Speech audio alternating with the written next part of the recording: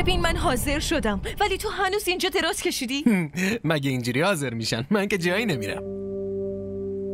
یعنی چی که جایی نمیری؟ وسایلو کی میاره؟ برای وسایل پول نیازه. و این لیستی که تو برای من نوشتی آرد روغن، برنج، پودر. این چیه؟ ماشین لباسشویی رو دیگه برای چی نوشتی؟ خب لباسا رو چجوری بشورم؟ من این همه پول ندارم دختر جو. من که پول دارم. واقعا؟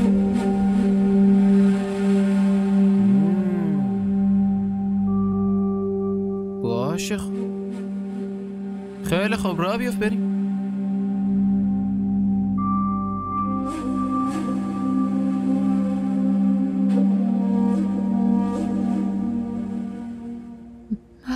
خدا خودش شاهده، من همیشه تمنا رو دختر خودم میدونستم. باشه درسته، قبول کردم. ثابت کنین. چه جوری؟ همین الان میرین خونه افضل سعید و بیگناه بودن خواهرم رو ثابت میکنین. من؟ آره شما؟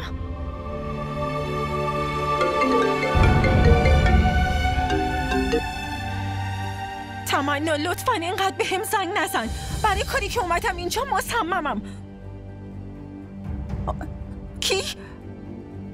شما کی هستین؟ تمنا چه شده؟ خدایا خدایا.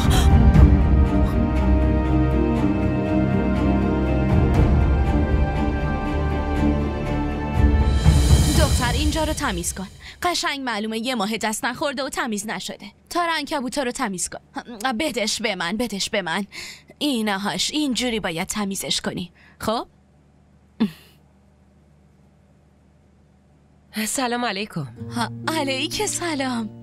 چطوری آبجی سلما؟ مرسی خوبم، تو چطوری؟ سلام داداش حافظ. سلام علیکم، حال شما؟ حالتون چطوره؟ بفرمایید بشینید. حتما. صباح اینو ول کن.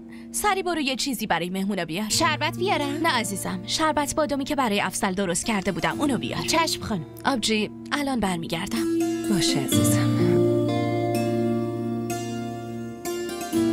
هی سلما، ما خونه افضل اومدیم الان؟ شربت بادام اونم برای ما؟ آخه زنده داشت قبلیت یادم اومد ازش آب میخواستی لیوانو پرت میکرد تو صورت. آخه الان چه نیازیه که اسم اون نحسو برام بیاری؟ چی بگم؟ چرا قبل از اومدن خبر ندادین؟ منظورت چیه؟ یعنی برای اومدن به خونه داداشم باید اجازه میگرفتی؟ نه اصلا نه. منظورم این نبود آبجی سلما. برای نهار عدس بار گذاشتم، الان گوشت بار میذارم. اگه قبل از اومدن خبر میدادین خب نهار خوب درست میکردم، دیگه منتظر نمیموندین. نه نیازی نیست. برای یه کار مهمی بیرون اومدیم. خواستم سر راه احوال شما و بچه ها رو هم بپرسم. کار خیلی خوبی کردین، ولی بازم من نمیذارم بدون نهار خوردن از اینجا بریم. سلما اینجا واقعا خونه افضله؟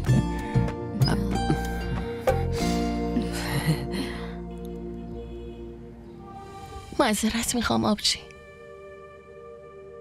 اگه قراره از اظهر طلاق بگیرم بهترینه که بمیرم. دیوونه من که برای طلاقت نرفته بودم. درست ظاهرا قوی به نظر میرسم ولی از درون قلبم مثل گنجش کوچیکه.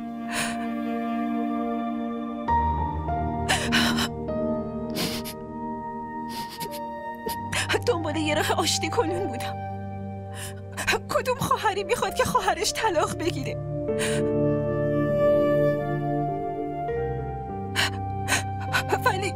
ولی اون سلما و کمال، تو میگی که طلاق نگرفتی ولی اونا اصلا نمیفهمم. من میخوام هر دوتاشون تو خیال واهیشون به سر ببرن. مردا مثل زنها صبور نیستن دختر. اون زندگیشو میسازه. نه، اظهر بدون من نمیتونه به یه زن دیگه حتی نگاه کنه. مطمئنم.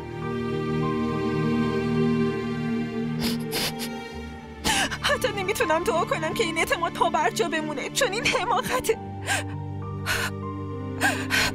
عاقبت به خیر بشی. این عشقه.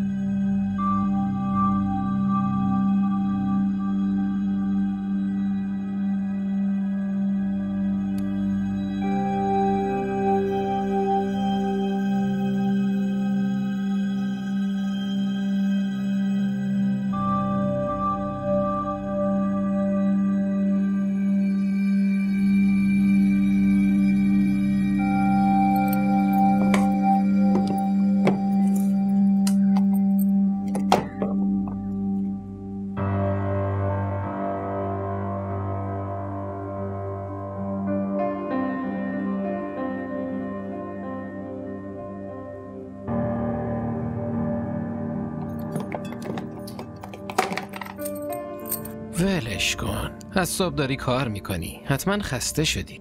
بیا اینجا بشین. واقعا خسته شدم.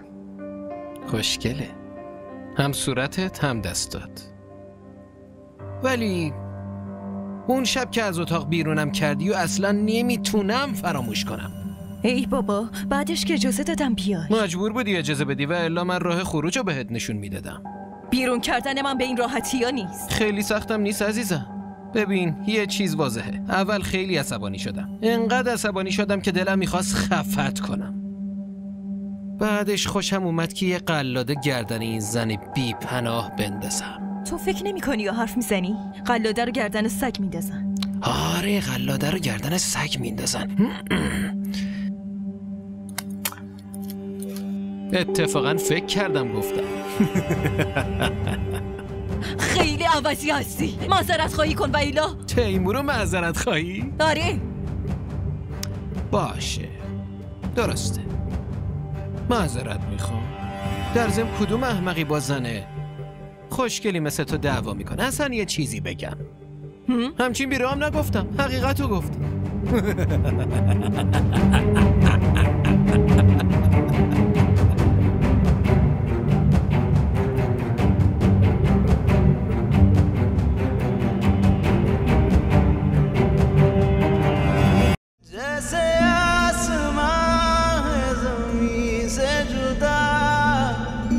जैसे